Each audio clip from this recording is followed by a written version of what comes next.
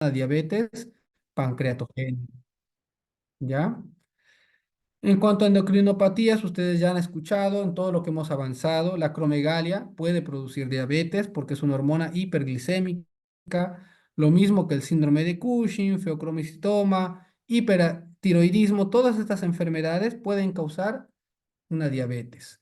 También tenemos aquella que es inducida por fármacos, principalmente los glucocorticoides, ¿ya? El uso crónico de glucocorticoides causa, puede causar diabetes.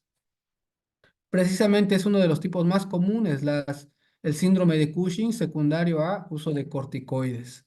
Y estos también suelen causar diabetes, hipertensión, infecciones como citomegalovirus y otras enfermedades infrecuentes como el síndrome de Steve-Mann, que es el síndrome del hombre rígido, y otros síndromes genéticos, como pueden ver acá, el síndrome de Down, Klinefelter, el síndrome de Down, son enfermedades que muchas veces se asocian con diabetes. Entonces, todas estas enfermedades pertenecen a otros tipos específicos de diabetes. Ahora, la diabetes tipo 2 se puede clasificar en cuatro partes, ¿ya? Antes era solo diabetes tipo 2, pero con el avance del tiempo, fíjense, en el año 2020 se ha descubierto que la diabetes tipo 2 también se puede subclasificar. Y acá tenemos, por ejemplo, la diabetes con una autoinmunidad severa, tenemos diabetes con una deficiencia severa de insulina, una diabetes con una severa resistencia a la insulina, una diabetes relacionada con la obesidad y una diabetes relacionada con la edad. Esto más que todo para que ustedes sepan que no solo es tipo 2, que en realidad actualmente puede ser una diabetes tipo 2 con deficiencia severa de insulina, ¿ya? O con una resistencia a la insulina o relacionada con la obesidad. Ya esa es otra forma de clasificar a la diabetes. ¿Qué es lo que vamos a hacer? Lo primero que tenemos que hacer es una anamnesis, un examen físico adecuado. ¿Para qué? Para detectar los factores de riesgo de estos pacientes. En esto vamos a hacer en la anamnesis la historia familiar. Ahí vamos a preguntar si tiene familiares de primer grado con diabetes, con obesidad. Vamos a preguntar acerca del sedentarismo. A las mujeres vamos a preguntarles si en alguno de los embarazos previos tuvieron diabetes. Vamos a preguntar los síntomas que ustedes ya los deben conocer, son las P's: poliuria, polifagia, polidipsia, parestesias, pérdida de peso, todos esos síntomas típicos de diabetes. En el examen físico vamos a medir el índice de masa corporal para ver si hay sobrepeso u obesidad, perímetro abdominal y signos de insulinoresistencia como los que están viendo en esta imagen. Esto de acá, estas manchas oscuras, estas placas hiperpigmentadas se llaman acantosis nigricans y son signos de insulinoresistencia. Y estas bolitas de acá igual son un signo de insulinoresistencia y se llaman acrocordones. ¿Ya? Entre los factores de riesgo vamos a tener algunos factores de riesgo que se modifican, como los de acá, el peso, sedentarismo, la hipertensión, todo esto es algo que podemos modificar con un tratamiento adecuado, con medidas de vida saludable y demás. Y tenemos los no modificables, como por ejemplo la raza, el sexo, la edad, son cosas que no vamos a cambiar. Entonces nosotros tenemos que tratar de modificar todo esto de acá, con un buen tratamiento y con educación. Y eso lo vamos a ver en la parte del tratamiento. Ahora, ¿a qué pacientes tenemos que hacerles investigar si tienen o no tienen diabetes? Estas son las indicaciones para el cribado de diabetes, es decir, indicaciones para que nosotros investiguemos diabetes. Se debe investigar en todos los pacientes con sobrepeso u obesidad. A eso nos referimos un índice de masa corporal mayor a 25 o mayor a 23 si es asiático, ¿ya? O de ascendencia asiática. Entonces, todo eso ya sería sobrepeso. Si alguien tiene sobrepeso y tiene un factor de riesgo de estos de acá que vamos a ver a continuación, como por ejemplo, familiar de primer grado con diabetes, una raza con alta prevalencia de diabetes como afroamericanos, latinos, nativoamericanos, historia de enfermedad cardiovascular, es decir, pacientes con antecedentes de infartos, de embolias, hipertensión arterial, un HDL menos de 35 o triglicéridos mayores de 250, personas con síndrome de ovario poliquístico, que ya lo hemos avanzado, personas con sedentarismo, u otras condiciones clínicas asociadas con resistencia a la insulina, como acanthosis nigricans y obesidad. Entonces, todas las personas que tengan un índice Esa de tu mochila masa aquí, no sé. mayor a cuarenta y Llévala por parte. cinco y un factor de riesgo, entonces son pacientes que tenemos que pedir una glicemia. ¿En quiénes más? En todas las personas que tengan prediabetes. Se deben hacer exámenes anuales. También en todas las personas que tienen el antecedente de diabetes gestacional. Si una mujer tuvo diabetes en el embarazo, esta mujer debe hacerse las pruebas por lo menos cada 3 años, una glicemia, para ver si no está evolucionando a diabetes. Y bueno, acá fíjense, también a las personas con VIH. Y todos estos resultados, si son normales, deben repetirse por lo menos cada 3 años, ¿ya? Entonces, estos son los criterios de cribado que quizás les pueda preguntar en el examen. Estos son los cribados para niños. Fíjense, son similares. Un niño con sobrepeso que tenga alguno de estos factores de riesgo. Historia de madre con diabetes gestacional, antecedentes de primero o segundo grado con diabetes, raza, la etnia y signos de insulinoresistencia. Eso en los niños. Ahora, esto es lo más importante prácticamente del semestre, si quieren verlo. ¿Por qué? Porque esto es algo que tienen que saber. El diagnóstico es trabajo del médico general, no lo hace un endocrinólogo. El diagnóstico es el médico general, tratamiento inicial, médico general. Si el paciente no se controla, recién es trabajo del especialista. Entonces, ¿cómo van a diagnosticar diabetes? Estos de acá son los criterios de la OMS y también son los criterios de la ADA, de la Asociación Americana de Diabetes. Entonces, tenemos 4 maneras de hacer el diagnóstico. La primera, una glicemia plasmática en ayunas igual o mayor a 126. No mayor a 126, igual o mayor a 126. Después de un periodo de ayunas de por lo menos 8 horas, de 8 a 12 horas, ¿ya? Algo importante a destacar acá es que todo esto de acá, el diagnóstico se hace no con el glucómetro, que es un aparatito que no da resultados que sean exactos. Entonces, esta es una manera de hacer diagnóstico. Otra manera es con una glicemia plasmática 2 horas postcarga igual o mayor a 200 miligramos por decilitro. Eso después de realizar una prueba de tolerancia oral a la glucosa, que vamos a ver más adelante cómo se realiza, ¿ya? Otra manera es con una hemoglobina glucosilada A1C igual o mayor a 6,5%. ¿Qué comprar? Y la cuarta forma de hacer el diagnóstico, Sí, pero vamos a hacer hay alguien que está con su micrófono encendido. Le ruego que bueno, vamos a silenciar, silenciar. Ya, vamos a continuar, ¿ya? Y la tercera forma de hacer el diagnóstico es con una glicemia al azar o aleatoria, es decir, en cualquier momento del día, que sea igual o mayor a 200 miligramos por decilitro y que esté acompañada de los síntomas clásicos de hiperglicemia. O sea, poliuria, polidipsia, polifagia, pérdida de peso. Un paciente que tenga esos síntomas y tenga una glicemia igual o mayor a 200 ya tiene diagnóstico de diabetes. Entonces, como ven, son 4 formas por las cuales podemos hacer el diagnóstico de diabetes mellitus, ¿ya? Ahora, fíjense, esto de acá es algo importante. El diagnóstico inequívoco es los síntomas de hiperglicemia, que son todos estos de acá, y una glicemia plasmática aleatoria o al azar, es decir, en cualquier momento del día, que no tiene relación con las comidas, igual o mayor a 200 miligramos por decilitro. En este caso, no necesitamos más pruebas, el diagnóstico está hecho. El paciente tiene diabetes. Sin embargo, en otras pruebas, porque hemos visto la glicemia en ayunas, la glicemia en la prueba de tolerancia oral a la glucosa y la hemoglobina glucosilada, en esos 3 métodos de diagnóstico necesitamos 2 resultados anormales. ¿Qué quiere decir eso? Que si un paciente viene con una glicemia en ayunas de 127, nosotros con eso no podemos decirle que tiene diabetes. Tenemos nuevamente que repetir esa glicemia. Si esa glicemia vuelve a salir igual o mayor a 126, recién tenemos el diagnóstico. Lo mismo con la hemoglobina glucosilada, lo mismo con la prueba de tolerancia oral a la glucosa. Entonces, en las demás pruebas tenemos que tener dos resultados anormales. Ahora, fíjense, hay muchos pacientes que por cuenta propia, precisamente ahora de los alumnos, uno de ustedes, me envió unas muestras de pruebas de diabetes. Él se hizo una glicemia en ayunas y una hemoglobina glucosilada.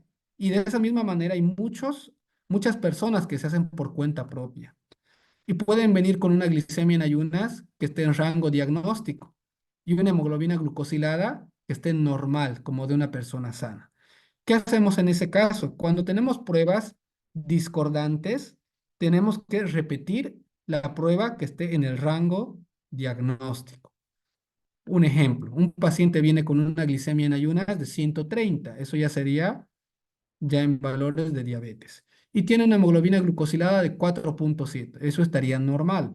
En ese caso tendríamos que repetir nuevamente la glicemia en ayunas. Si está bien en rango de diabetes, ya confirmamos que el paciente tiene diabetes, ¿ya? Ahora la prediabetes. Hemos dicho que el valor normal de la glicemia es hasta 99 y la diabetes en ayunas es igual o mayor a 26. Entonces, si nosotros tenemos valores entre 100 y 125, eso se considera una glicemia alterada en ayunas o una prediabetes, que es lo mismo. En la prueba de tolerancia oral a la glucosa, hemos dicho que el valor de diabetes es igual o mayor a 200 y lo normal sería hasta 139. Entonces, todos los valores que estén entre eso, es decir, entre 140 y 199, vamos a llamar intolerancia oral a la glucosa o prediabetes, es lo mismo. Y hemos dicho que el diagnóstico de diabetes con hemoglobina glucosilada es un valor igual o mayor a 6,5. Entonces, lo que está por debajo, es decir, de 5,7 a 6,4, vamos a considerarlo prediabetes. Entonces, ¿qué quiere decir esto? Que la prediabetes no es en sí una enfermedad, ¿ya? Es un estado previo a la diabetes. Si hay un paciente con prediabetes, él tiene las siguientes opciones. Con el paso del tiempo, desarrollar diabetes, mantenerse en prediabetes o incluso puede volver a una situación normal, es decir, estar sano, ¿ya? Y esto de acá, más que todo, es un factor de riesgo para progresión de diabetes y enfermedad cardiovascular. Entonces, no olviden estos valores porque en su examen práctico yo les voy a poner paciente acude con una glicemia de, qué sé yo, 111. ¿Qué diagnóstico tiene ese paciente? Y les voy a poner diabetes, es un paciente sano, un paciente con prediabetes, y ustedes me tendrían que colocar prediabetes, ¿ya? Porque está entre 100 y 125. O una glicemia alterada en ayunas. Y lo mismo para acá. Prueba de tolerancia oral a la glucosa entre 140 y 199. O una glucosilada entre 5,7 y 6,4. Valores mayores que todos estos ya son valores de diabetes. Mm, ya, ahora fíjense, la hemoglobina glucosilada, acá vemos, la prueba de hemoglobina glucosilada debe realizarse utilizando una prueba de estandarización, ¿ya? La hemoglobina glucosilada nos sirve para el diagnóstico y también nos sirve para el seguimiento de este tipo de pacientes. Entonces, la hemoglobina glucosilada podemos solicitarla con excepción de estas situaciones, porque estas situaciones van a alterar nuestro diagnóstico, alteran el resultado del laboratorio. Personas con anemia, con una hemoglobina menor a 9, el embarazo, personas que están en hemodiálisis, con transfusiones, pérdidas de sangre, en todos estos casos no nos sirve pedir una hemoglobina glucosilada. Entonces, básicamente estas son las contraindicaciones, ¿ya? Ahora, ¿qué ventajas tiene? Es un examen que tiene mayor comodidad porque no requiere estar en ayuno, nos da un promedio de la glicemia de los últimos 3 meses, tiene menos perturbaciones cotidianas en el día, es decir, en la venopunción, en el estrés, no va a salir nada alterado. Y sus desventajas son que tiene menor sensibilidad, tiene un mayor costo, tiene una disponibilidad limitada ya que no hay en todos los lugares. Y bueno, hay una correlación imperfecta entre la glucosa y A1C. Fíjense este dato de acá. Apenas el diagnóstico con la hemoglobina glucosilada se puede hacer en un 30% de los pacientes, de un 100%. Entonces es un examen de baja sensibilidad, ¿ya? Ahora, ¿cuáles son las condiciones para realizar la prueba de tolerancia oral a la glucosa? Tenemos que indicarle al paciente que tiene que hacer un ayuno entre 8 a 12 horas, que los 3 días previos no debe modificar su dieta, debe comer como normalmente come, no tiene que cambiar su actividad física, es decir, no tiene que empezar a hacer ejercicio o dejar de hacer ejercicio normal, no debe tener ninguna infección intercurrente, es decir, no puede tener eh, fiebre, estar en uso de antibióticos, porque todo eso nos altera. Interrumpir el uso de medicamentos que alteran este resultado, como por ejemplo los corticoides. Y bueno, en pacientes con VIH no se debería realizar, ¿ya? ¿Cómo se realiza? Vamos a decirle al paciente que venga en ayunas, vamos a tomar una muestra de sangre y vamos a darle un vaso de agua que tiene 75 gramos de glucosa anhidra. Ese vaso él se lo va a tomar en no más de 10 minutos y a las 2 horas vamos a volver a tomar una muestra de sangre y medir la glicemia. Durante lo que dura la prueba, el paciente tiene que quedarse en reposo, ¿ya? Tiene que estar quieto, no puede ir a desayunar, tiene que estar esperando sentado. Ahora vamos a hablar resumidamente de cada uno de los tipos de diabetes. Tenemos la diabetes tipo 1, que es 5 a 10% de todas las diabetes. Esta se debe a una destrucción autoinmune de la célula beta y está relacionada con otras enfermedades autoinmunes, como pueden ver acá. Y en estos pacientes vamos a tener estos anticuerpos presentes. Vamos a solicitar este anticuerpo anti-GAD, antiinsulina, antifosfatasa y nos tienen que venir positivos. Si nos vienen positivos, ya tenemos el diagnóstico de diabetes. Fíjense acá, estas son las etapas de la historia natural de la enfermedad de la diabetes. Acá tenemos un 100% de células beta. En la etapa 1 va a haber una destrucción de un 50% y el paciente no va a tener síntomas. En la etapa 2 va a haber una destrucción hasta el 90% y todavía no va a haber síntomas. Y ya cuando hay más de un 90% de destrucción de células beta, el paciente va a desarrollar lo que es diabetes, ¿ya? Esa es la evolución normal de ese tipo de diabetes. La diabetes tipo 1 idiopática es una diabetes que tiene características tanto de tipo 1 como de tipo 2, pero tiene anticuerpos negativos. Ya estas son sus características. Fenotípicamente es como alguien de tipo 2, es decir, es alguien obeso, con acantosis nigricans, tiene anticuerpos negativos, historia familiar presente y suelen tener tendencia a la cetosis. La diabetes tipo 2 es la que más conocemos, 90 a 95% de los casos, y está relacionada con síndrome metabólico, hipertensión, dislipidemia, sedentarismo y todo esto que conocemos. Y la diabetes gestacional, que tenemos dos maneras de hacer diagnóstico. Una es con la prueba de tolerancia oral a la glucosa, y fíjense, los valores van a ser los siguientes. Entonces a la paciente le vamos a hacer una prueba de tolerancia oral a la glucosa entre la 24 y 28 semana de embarazo. Estos son los criterios de la Asociación Americana de Diabetes. Si la paciente tiene una glicemia en ayunas mayor a 122 o mayor a 180 una hora post carga de la prueba de tolerancia o mayor a 153 después de 2 horas de la prueba, si cualquiera de estos valores es superior, la paciente ya tiene diabetes. Eso es lo que nos dice la ADA. Ahora, lo que más utilizamos nosotros son los diagnósticos de la ALAD, que es la Asociación Latinoamericana de Diabetes. ¿Y cómo se hace el diagnóstico en este caso? Fíjense, todo lo que está acá arriba es primer trimestre, lo de acá en el segundo trimestre y tercer trimestre. Las guías ALAD nos dicen lo siguiente: una paciente que tiene síntomas de diabetes, o sea, todas las personas, las embarazadas, apenas uno se entera que están embarazadas, se le hace una glicemia. Si esta glicemia al azar es igual o mayor a 200 y tiene síntomas, es una diabetes pregestacional, es decir, una diabetes tipo 2, una paciente que ya tenía diabetes. Toda paciente que tenga una glicemia igual o mayor a 126 en ayunas, tenemos que volver a repetir esta glicemia. Si es igual o mayor a 126, entonces tiene una diabetes pregestacional. Si la paciente tiene una glicemia en ayunas entre 100 y 125, repetimos. Si nuevamente está entre 100 y 125, vamos a volver a repetir, ¿ya? Vamos a volver a repetir, mejor dicho, ya tenemos diabetes gestacional. 2 veces es diabetes gestacional. Si la paciente tiene una glicemia menor a 100, entonces no hacemos nada y esperamos llegar a la semana 24 y 28. En esta semana vamos a hacer una prueba de tolerancia oral a la glucosa. Y vamos a hacer, si la glicemia en ayunas es igual o mayor a 100, o si 2 horas postcarga es igual o mayor a 140, tiene diabetes gestacional.